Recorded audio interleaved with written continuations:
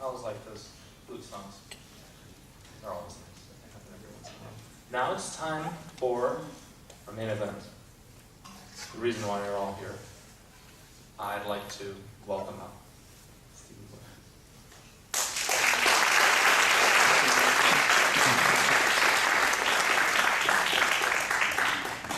Good morning, everyone. Good morning. It will be a pleasure to be here this morning. Nice to see everyone here. Just listening to the songs, I think, wow, somebody better give a really good sermon. Really a pleasure to be here this morning. I just think, and I'm sure you agree, that we have such a special community here. Bridgeport's a special place. Things don't always go as smoothly as we would like, but it's a wonderful place. So many people from so many different backgrounds and different age groups, different countries, different origin, different ways of thinking. But somehow we all come together in a way that is just beautiful. So it's really my honor to be here this morning to share some thoughts with you. Before I begin the sermon, I was recalling this morning that October 4th is a special day in our church history. The day of heavenly victory. That's right. In October 4th, 1976, after the completion of the Yankee Stadium and Washington Monument rallies in Belvedere, after we completed our, some of you may have been there, after we completed the Washington Monument rally, Father called many church members to Belvedere, and he declared the day of the victory of heaven. That was superseded in time by True Times Providence, so we no longer commemorate it today, but it is a special day to recall the investment, the work that True Parents have done to make so many things possible for us. That said,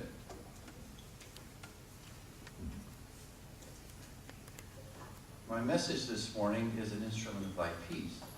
And I took this quote from the prayer of St. Francis. So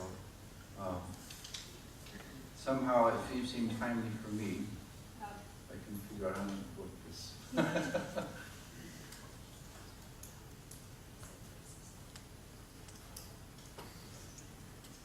I'd like to begin with a quote from our true father in his autobiography. A message very, very much at the beginning of the book where he talks about peace. And I'm going to turn on here. As a child, I thought of the meadows as my home. As soon as I could wolf down my bowl of rice for breakfast, I would run out of the house and spend the entire day in the hills and streams. I could spend the day wandering about the forest with all the different birds and animals, eating herbs and wild berries, and I would never feel hungry. Even as a child, I knew that my mind and body were at ease any time I went into the forest. I would often fall asleep in the hills after playing there.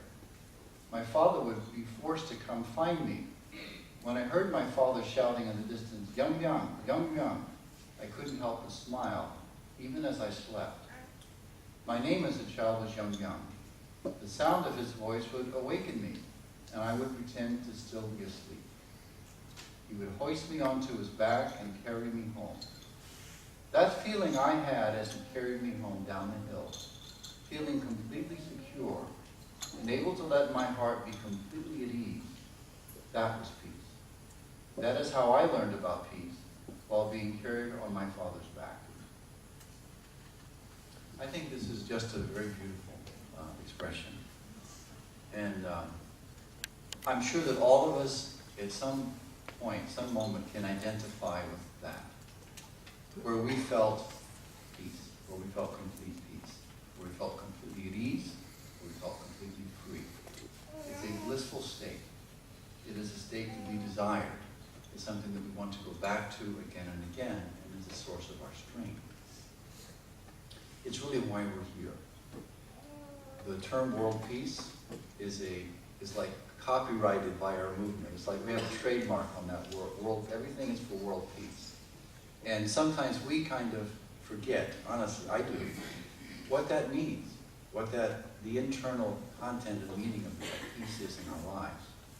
I remember we used to visit with an archbishop of the Catholic Church in Uruguay quite often, very distinguished and important leader there in the Catholic community. And he said, oh, world peace, that's the Unification Church. But I'd like to reflect a little bit this morning about what it means for us to have peace in our lives and to be a peacemaker. I think it's fitting that this quote of Father's relates to us that his understanding of peace in his life as a child came from his father, as like God, coming from God into our life. Let's start with the definition of the word peace, a dictionary definition. We don't usually do this, but let's do that. The dictionary definition that I found is 1, a state of tranquility or quiet, as A, freedom from civil disturbance, B, a state of security or order within the community provided for by law or custom, such as in a breach of the peace. 2, freedom from disquieting or oppressive thoughts or emotions. 3, harmony in personal relations. 4, a state or a period of mutual concord between governments. B, a pact or agreement to end hostilities between those who have been at war. Oh, it didn't show up, did it? Or been at war, it's not on my iPad. Or in a state of enmity. And 5, used interjectionally to ask for silence or calm as a greeting or farewell at peace. So these are some things to think about when we talk about the word peace. And I'd like to kind of use this as a foundation for the talk this morning. I'd like to draw upon the prayer of St. Francis of Assisi. Now, there is some controversy that whether he really wrote this prayer. Doesn't really matter to me. I don't know if it matters to you. Well, I did a little research and I found out that actually the earliest account of the prayer of St. Francis is from 1912, not 1,400 years ago, however long it is ago. But I think that people have felt that what the content of the prayer really reflects many of the things that he represented and is a good guidance for our lives. So I'd like to read it for you. Lord, make me an instrument of thy peace. Where there is hatred, let me sow love. Where there is injury, pardon. Where there is doubt, faith. Where there is despair, hope. Where there is darkness, light.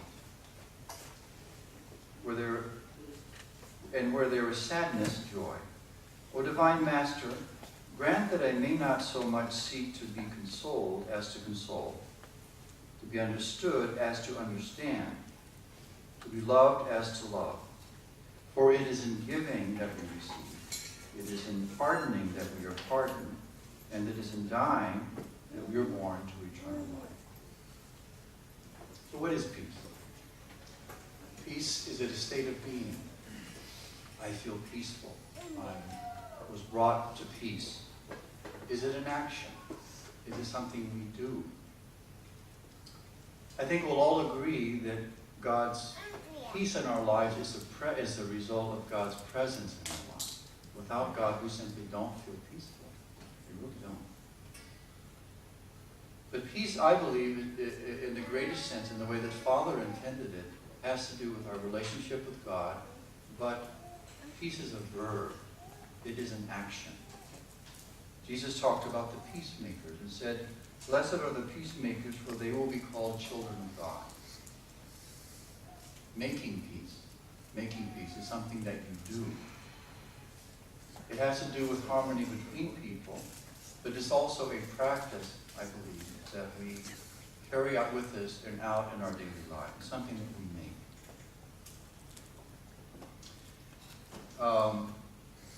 Another reason that this date is kind of significant for me is about a week from now, 41 years ago, I met the Divine Principle. So when the Divine Principle came into my life, it answered so many questions for me that deeply troubled me. So I always like to go back to the Divine Principle as the foundation and the core of everything that we're about and who we're supposed to be to find answers to the problems and the issues that face us every day. And as a central part of the divine principle, the principle talks about fulfilling the purpose of creation, thinking about why we're here, why we were created, that we actually do have a purpose, and that purpose was given to us by a higher force, a higher source, not by ourselves. So a person who has fulfilled the purpose of creation is a mature individual. A person who follows his conscience to the highest degree is a person of true love. And Father taught us that when we are in doubt, follow our conscience. He said that the greatest guide that you have, the greatest intuitive force within your life is your conscience. The principle talked about our conscious centered upon our vision of the truth. But later in Father's ministry, he often talked about just our conscious, not our vision of truth. So a man has fulfilled the purpose of creation. An individual who fulfills the purpose of creation is a person who fully understands the truth. And of course, we have to really go back to that daily in order for us to be guided properly and make good decisions in our lives. But most important, our life as a person, a conscience, is a life centered upon God as the very central point. So to be a responsible person is a part of the principle of creation.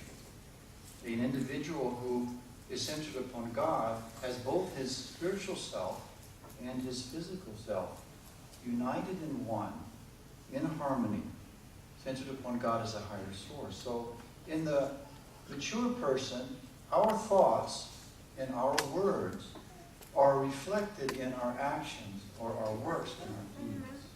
So that what we say, what we think, is carried out in the visible acts every day in our life, and the many different kinds of things that we do in life. When we do that, when people look at us, they are inspired. Particularly if our words and thoughts are of the highest magnitude. If our actions can reflect that, that inspires confidence and trust in others. They will recognize in us some goodness in all of us. If there is a distinction between what we think and say with what we do, if we aspire to high ideals but our actions don't reflect that, that inspires disappointment and heartbreak. It inspires sadness. It inspires, it calls for a lack of respect. So it's only in uniting our mind and our body, centering upon God, that we truly can become, as the Holy Song reflected, the Father's dwelling place. We know that we don't always live up to our highest ideal. In fact, we find that we fall short every single day. But it's in the striving, it's in the effort that we make where we gain courage and hope in ourselves, but also we inspire other people to strive and overcome. Disappointment and failure in life is a daily part of our lives. It's picking ourselves up from those things and continue to strive without losing sight of that goal is what really inspires ourselves, gives us energy, and leads others.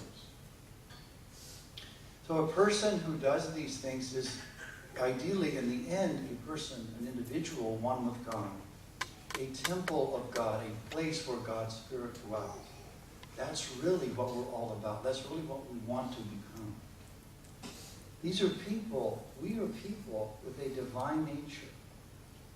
Greater than what we think we are. We have actually a divine nature.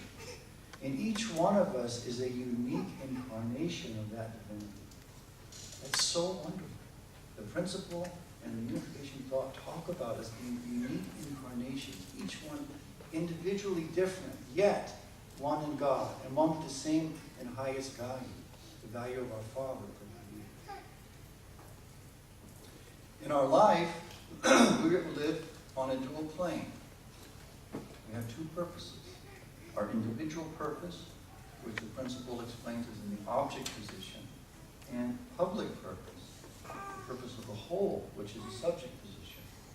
These two purposes often collide. We can't figure this out. I have a hard time with this one. We know that we should live for others, but we think that we need to do things for ourselves. The principle explains that as we live for the totality, our individual needs are cared for. And we know that to be true. But then we say, but the whole doesn't take care of me. So I'm losing. We get discouraged. Individual purpose easily becomes selfish purpose. Easily becomes egocentric purpose. We think we're living for the totality, but actually we're using the totality for our own individual, even illicit desires. So do we live for ourselves alone? Do we live for others? What are our goals in our lives? In the Fall of Man, it talks about Adam's alternatives. He could strive for power or wealth or position. People strive for fame. But in the end, the deepest purpose of our lives is that of true love. The purpose of true love. That's what will help us understand all of these things. True love can only come into our lives because we're centered upon God and because we practice these things on a daily basis. We grow in love. It's not something that we have and it just kind of sits there or doesn't change. It's always growing and developing. Unification thought lists a number of values, both for individual and collective behavior, which I've kind of listed here. I'm not going to go through them all. But I think it's important for us to reflect on the list and think, okay, to be an ethical person, someone whose mind and body is united, centered upon God, these are some of the values that we should reflect within ourselves. Honesty to ourselves, to be righteous, and to be loyal to the highest good, to live a temperate life, but to be courageous at the same time, to obtain wisdom through our lives, be people who have self-control, etc., etc. In relationship to other people, the moral values that unification talks about have to do with the kinds of modality for our social relations, with the relationships with others. Respect, I put at the top of the list. We came out from the book, it's at the top, but it's really, really important to respect others. And there's a reason for that. To be tolerant of others, to be in obedience, to be loyal, to be courteous, to be modest, to live in cooperation with others. When there's division, to strive for reconciliation. These are good goals. They take us like 10 years to do one of them, but they're good goals. And it's good to go back because we forget in our daily struggle with all the things that we're dealing with all the time, what it means to be a true person, or what it means to work to be a true person. I find that if I pray about some of these things, this helps me. If I try to put into practice one of these, at a time, over a certain period, it's helpful to me. From God's perspective, we are His children. One of the things that Father gave to us is an understanding of how God sees things. Truthfully, as young children in our relationship with God, as immature people, we don't usually think about what our Father thinks about things. We don't really think about it. Children in the family don't understand how their parents see them. They know what their parents say to them. They know how their parents behave. They may not understand always what it is that they're doing, but they see them. They can't get behind their eyes and look down upon themselves. But that's what Father has done for us. He's allowed us to have some understanding. He revealed to us some understanding of how God sees us, each one. He sees us as His children that He loves. He sees Himself in us. He sees His nature in us. And He wants that nature to grow and to develop to His greatest magnitude. And He loves us all uniquely, but equally. For all of you who are parents here, you have several children maybe, you love each one differently. Because they're different. But you love them all equally. But you love them all. And you want them to love themselves and to love their brothers and sisters. And you want them to love you as parents. This is what Father has given to us, an understanding of who we are. We are actually God's children. When you're looking for your identity, your question that you ask is, who am I? Who am I? Why am I here? Father has revealed to us that we are God's children. That is just a phrase unless we have an experience with His love.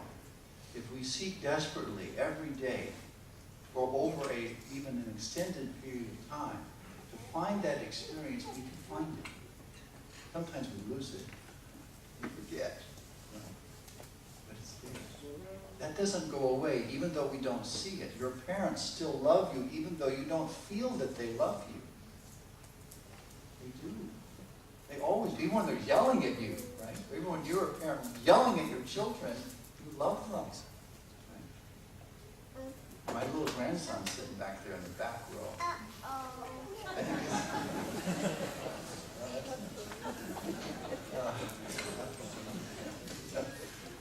think yesterday we had my mother-in-law and my brother-in-law from Massachusetts. Brother-in-law, my wife's brother, lives in California. And he's come to see his mom. Her mom is a little bit. She's getting up in age and her health is not so good. She came to spend some time with her. So they came down to visit us. And Dimitri was sitting with him on the chair reading some books, some little kids' books. And he sat up, it's kind of like an armchair stuffed easy chair. So Dimitri was sitting up on the arm and he just fell back and it fell on the floor. He cried, but then he was okay. It was not a big deal. He went running to Mama. Sometime later, he came back and wanted to sit with Uncle Chris again. Book.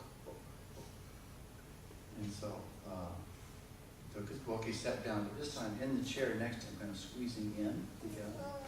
And so at one point, I was watching, and Dimitri kind of edged up to kind of sit on the arm again. And as he tried to raise himself up, Chris says, sit up there again, don't fall. And something, I guess, in the tone of his voice struck Dimitri deeply. He went,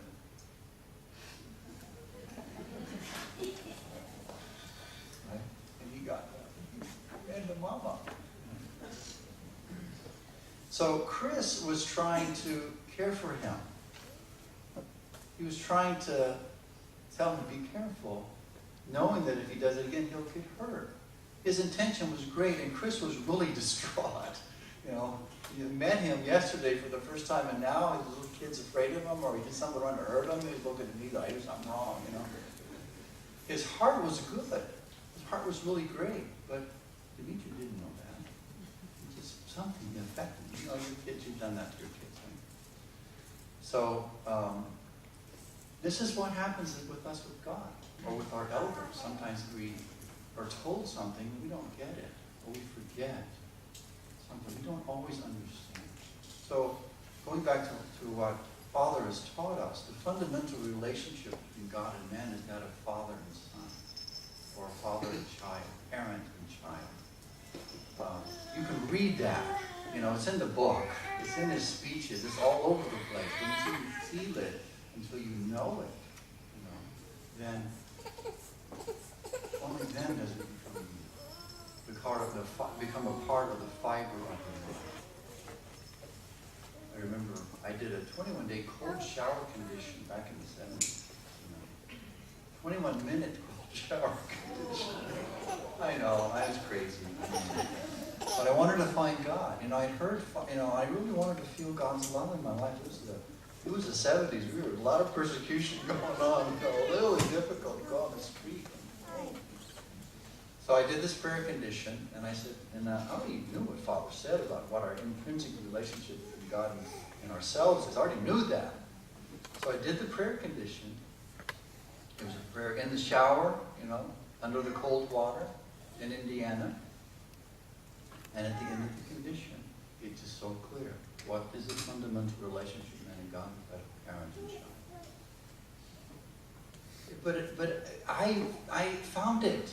I knew it myself, which is what we need to do. The principle is not a book. It's a book about something. The principle is not the book. Truth, God's Spirit, is alive. It's real. It's living. And to make contact with that changes us. That is rebirth. So, when you meet the principle, when you know this experience with God, and you know that you are His child, what we learn is that if I have this experience with my Heavenly Parent, and others are also creations of God, they are also His children, and therefore, one to each other, we are brothers and sisters. And you know how you feel about your own family. You may hate them sometimes, but you really love them. You really love them. And you treat them, and you suffer. When your child or your brother or your father or your mother are suffering, then naturally you want to reach out to them. You don't want them to be in pain. When that living reality of God in our lives is there, then we look at people differently. We treat others differently. So I put two things up here. One is be the image of God, but the other is see the image of God in others. That's why at the outset I say we have this beautiful community because God is in all of us. That's what makes our community beautiful. If we can recognize that, we see how the diverse body of God, is so wonderful. Everyone has something to contribute. So often, instead of doing that, we take that individual purpose, make it a selfish one, and use others or look at others in function of what I want. So we denigrate, we don't build up. I don't think that this is God's design. So what does it mean to be an instrument in the image of God? What is an instrument?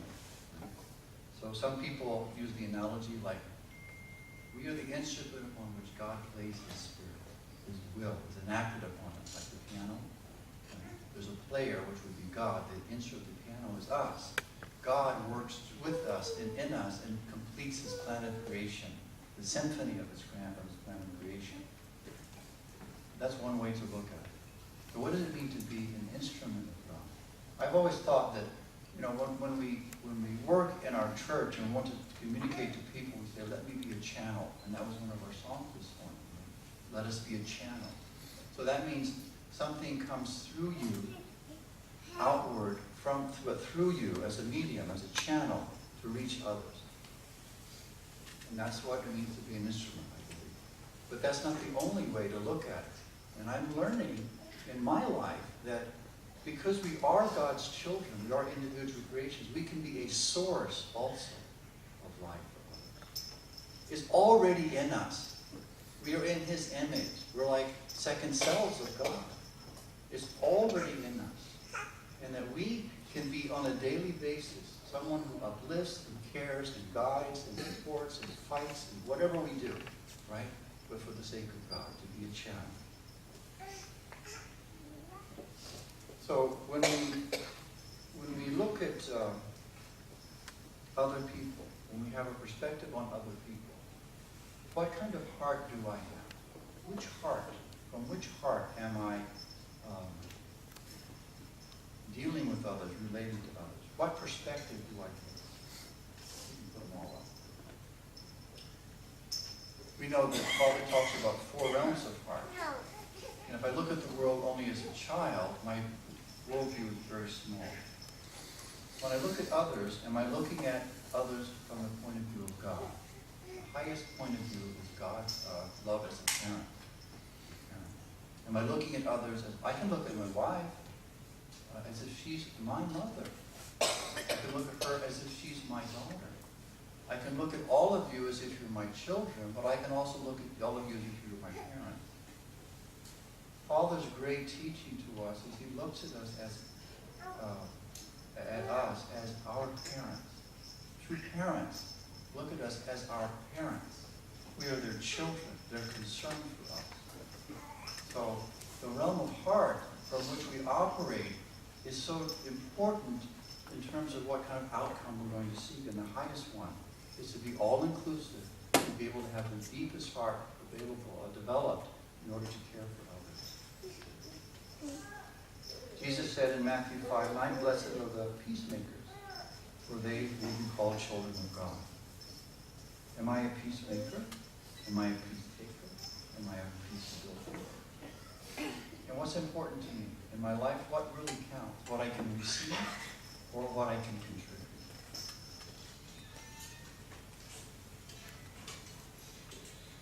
So let's go back to the prayer of St. Francis. Lord, make me an instrument of thy peace. Where there is hatred, let me sow love. Where there is injury, pardon. Where there is doubt, faith. Where there is despair, hope. Where there is darkness, light. And where there is sadness, joy. O divine Master, grant that I may not so much seek to be consoled as to console. Be understood as to understand. Be loved as to love. For it is giving that we receive. It is in pardoning that we are pardoned. And it is dying that we are born to eternal life. So I've underlined console, understand, love, giving, pardoning, and dying. Things that we do to be instruments of peace for others. I want people to console me, but I have the ability to console others. I want to be understood, but do I understand others?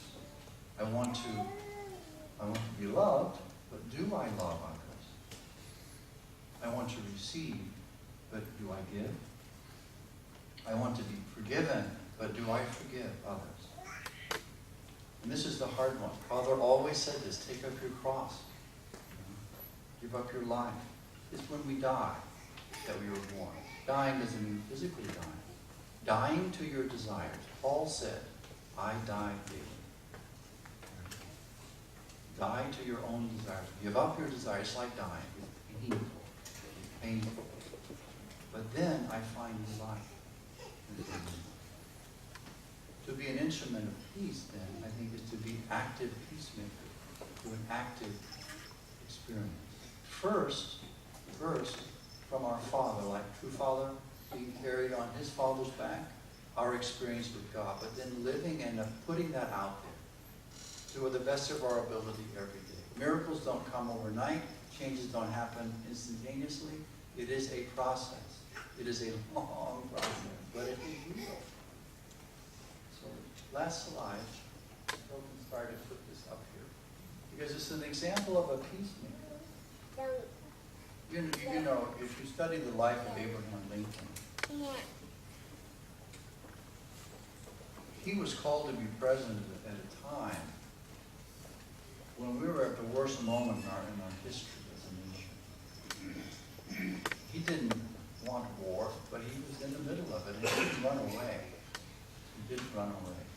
But what he did, and this is the address that he gave at Gettysburg, he wrote it on the back of an envelope as he was riding in the train to Gettysburg. He wasn't even the main speaker at the event. And in his speech there he says, little you will remember these words, these words will not be remembered, something like that. Well, we remember all these words because they're just like from heaven. And he talks about binding up the nation's wounds, binding them up. And the key point is that, I think in the beginning, for me today, is that he says that this nation was founded upon the precept that all people are created equal. That's, I think, what Father is telling us. We're equal. We're different, but we're equal. We're loved equally by God.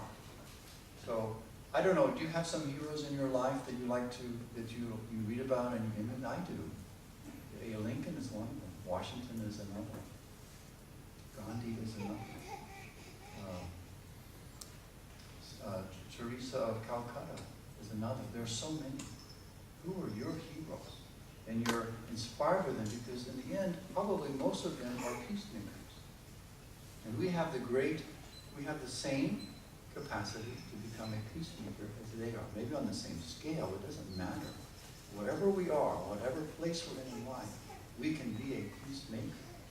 We need to receive from God first, but then we need to apply that to our lives. I think that is the kingdom of heaven. That is Trinity. That's part of it, at least. The little part that I think is important. Thank you very much for listening to me.